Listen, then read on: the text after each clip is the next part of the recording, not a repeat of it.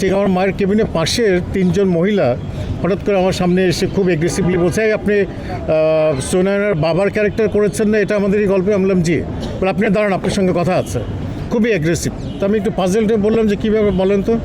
বলে, আপনাদের এটা আমাদের এই গল্প, এই নাটকটার কারণে আমার হাজব্যান্ডের ব্রেন স্ট্রোক করেছে এবং এখন উনি ইউনাইটেড হসপিটালে আইসিইউতে অ্যাডমিটেড। তো বললাম, কেন, কী হয়েছে? বলে যে কালকে রাতে সে প্রায় 3টা পর্যন্ত এই নাটকটা দেখেছে, যতগুলি এপিসোড অ্যাভেলেবল ছিল ইউটিউবে সেগুলি দেখেছে, দেখার পরে শেষ হয়ে গেছে। কিন্তু তারপরে সে একদম পুরো বেডরুমের মধ্যে পাজেলড এবং খুব চিল্লাচিল্লি করতেছে যে না, এরপরে কী হয় এটা আমি দেখব।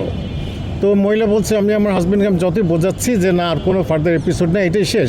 বলে, না, আরও আছে, এই দুই ভাইয়ের মধ্যে কী হয় এটা আমাকে জানতেই হবে। এরকম উনি লাউডলি শাউট করতে করতে একসময় উনি ওখানে ফেইন্ট হয়ে যান এবং ওনাকে হসপিটাল নিয়ে যান। তো এটা গল্পটা শেয়ার করার উদ্দেশ্য হচ্ছে যে মানুষের মধ্যে যে কতটা তারা রিয়েলিটি মানে রিয়েল লাইফে এটা ফিল করেছে, তা নাহলে একটা মানুষ এরকম অসুস্থ হয়ে যেতে পারে না। এটা আমার একটা এক্সপিরিয়েন্স। আর আমার এই নাটকটা নিয়ে যে পজিটিভ জিনিসটা আমার কাছে মনে হয়েছে যে দেখেন, এই নাটকে আমাদের কিছু সোশ্যাল ভ্যালুজ দেখানো হয়েছে, যেমন সন্তানরা বাবাকে সালাম দেয়, ওয়াইফ হাজব্যান্ডকে সালাম দেয়, যেগুলো আমাদের সোসাইটিতে অ্যাকচুয়ালি প্রায় চলেই গিয়েছিল।